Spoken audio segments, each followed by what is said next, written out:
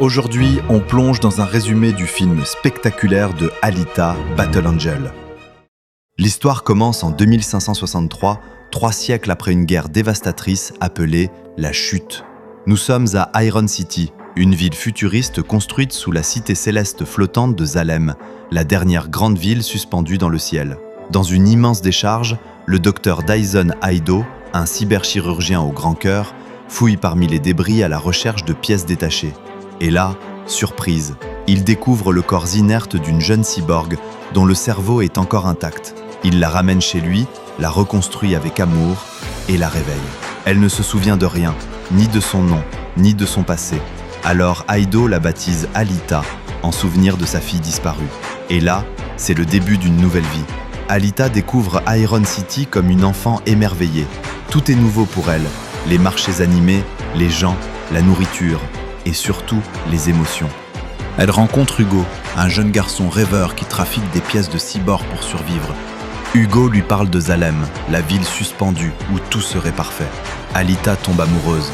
Oui, déjà, mais derrière cette romance naissante se cache une vérité bien plus sombre. Un soir, Alita suit Ido en cachette et découvre qu'il est aussi chasseur de primes. Il traque des criminels cybernétiques dangereux. Quand ils sont attaqués par plusieurs assassins mécaniques, quelque chose d'incroyable se produit. Le corps d'Alita se met à bouger avec une précision incroyable. Ses gestes sont fluides, puissants, mortels.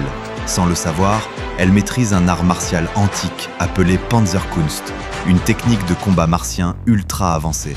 Et là, révélation. Alita n'est pas une simple cyborg. Elle était une arme, une guerrière d'élite. Petit à petit, des fragments de mémoire lui reviennent. Elle se rappelle avoir combattu dans une guerre contre Zalem. Elle se rappelle avoir affronté les forces d'un mystérieux dirigeant. Un nom revient, Nova. Nova est l'ombre qui contrôle tout depuis Zalem. Il manipule les chasseurs de primes, il contrôle les criminels, il tire les ficelles. Et il comprend rapidement qu'Alita représente une menace.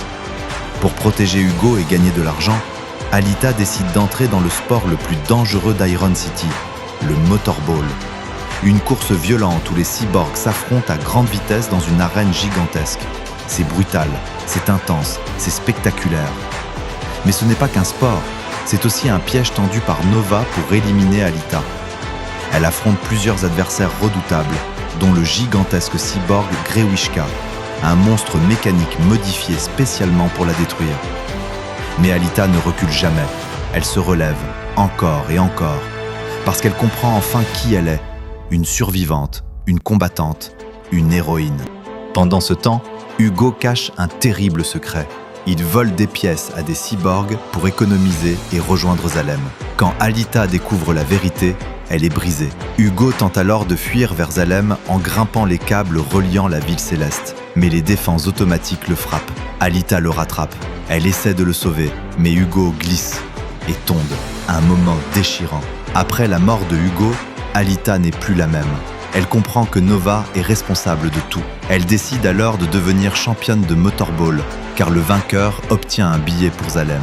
Mais cette fois, ce n'est plus pour un rêve romantique, c'est pour une guerre. La scène finale nous montre Alita, déterminée, levant son épée vers le ciel, prête à affronter Nova. Et Nova, incarnée par Edward Norton, l'observe avec un sourire inquiétant. La bataille ne fait que commencer.